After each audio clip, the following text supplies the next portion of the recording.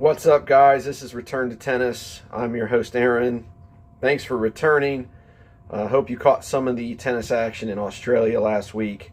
They had United Cup stuff going on in Adelaide. I watched some of it. It was nice to see, all leading up to the Australian Open, which starts very soon.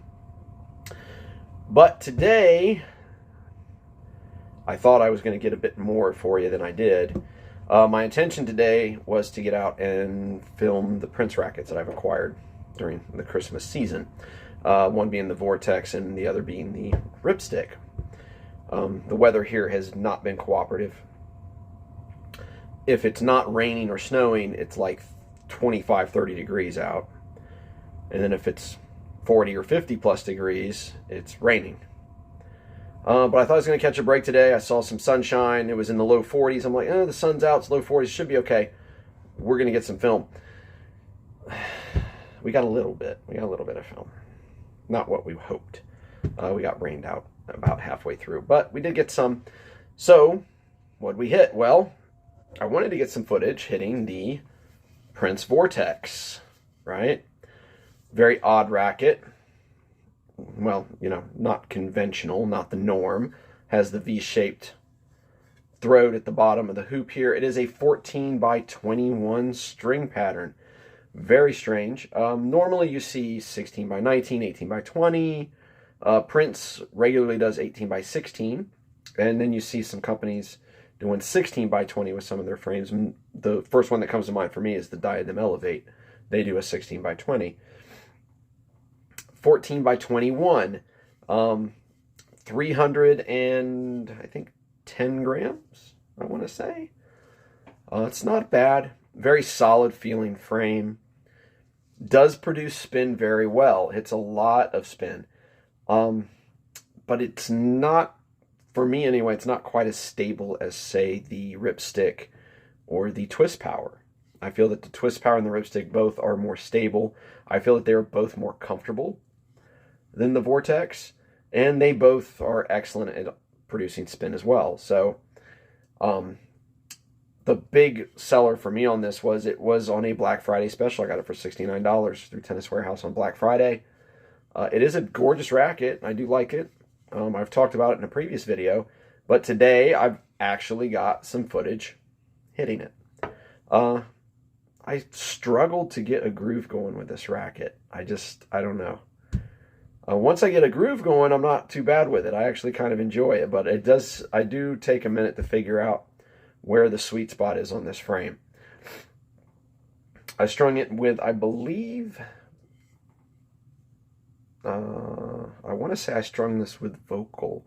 No, I strung this with Quadro Twist from Witex. Of course, soft, nice poly, comfortable poly. But a very audible, when you hit the ball, very audible ping in the string bed. Something to do with this frame, I think. But it's, even with this large size dampener, I still can hear it out there. But I've got some footage for you guys. Let's take a look at it. Okay, guys, here we go with the Prince Vortex. Like I said, I kind of struggled dialing this frame in. Didn't help that it was cold. Didn't help that it was miserable out. Actually, right as we get towards the end of this footage, it starts to rain, so not a great day on the courts. But let's talk about how the racket feels. It's solid. I feel like it lacks a little stability compared to the Ripstick or the Twist Power. There's a dead ball. The sweet spot for me is a little difficult to find. I mean, it's not that it's small. I just don't know why I can't dial this racket in quicker. That I'm getting multiple dead balls in a row. Man, I need to get some more balls. Anybody wants to direct message me and offer to buy me a case of balls, I'm all for it. Just saying. There was a nice one. What are the odds? But it is a fun hit overall. It's not something I'm keeping in the bag. When I do connect with it well, like I hit it dead on center, it feels really good. The problem is anything that feels a little off center by the slightest margin just doesn't feel it's not there. It just doesn't feel good. It's okay. I mean, other rackets, if I'm off the center a little bit, I mishit it a little bit, it's not such a big deal. But this one, it seems very sensitive to being on the sweet spot for me.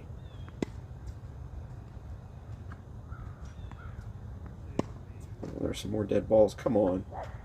Look at that.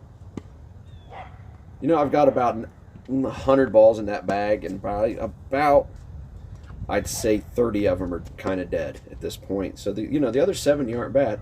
But it's crazy how the bag finds all the dead balls first. All the dead balls go into the feed. There's a nice one-hander. I was working on one-handers a little bit today. We warmed up with the Diadem Elevate, which I've already hit in a previous video in the review, and it felt pretty good. I can dial that racket in a lot faster than this one. There we go. I wasn't too bad. It dials in pretty quick, but the Prince Vortex is a bit of a conundrum for me. It takes me quite a while to get a feel for this racket. It's not my first time hitting it. I have hit it in drills in point play at the club. But again, not one of my favorites. I'm glad I played the twist power before I hit the Vortex, because if I'd hit the Vortex first, I'd have probably never bought another Prince. It's just too bit of an odd racket for me.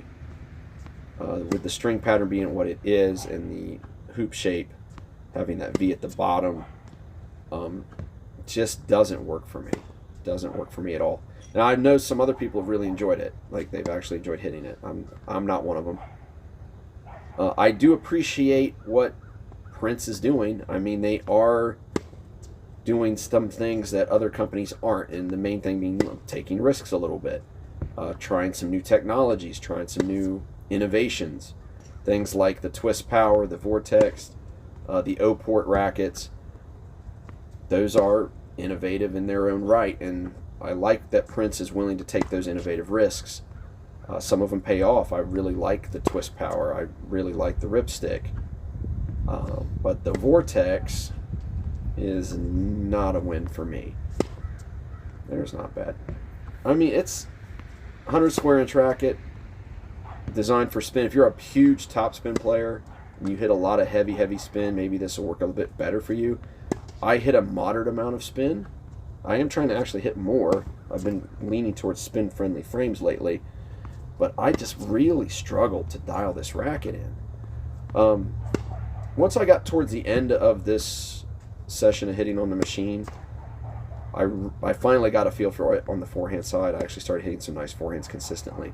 The problem is it took me about 80 balls before I got to that point, or 90 balls before I got to where I felt like I'd figured out a rhythm for this frame.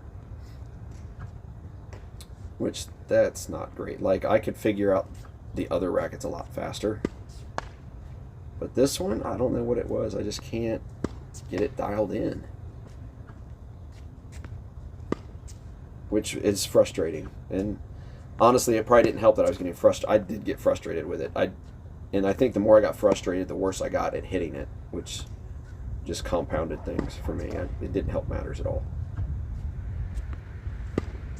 There was a bad one. I'm trying to get more out of a one-handed backhand. Ugh, that one out, shanked out to the side. Been working with my overall motion a little bit. Trying to get a more bigger follow-through to get that spin. There wasn't bad.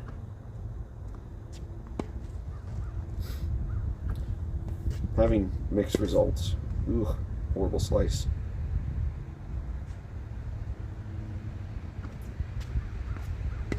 There's another one. But that's coming down to the end of it there, guys. Unfortunately, not a bunch of great footage today. The weather was not cooperative. The machine isn't even cooperative at this point.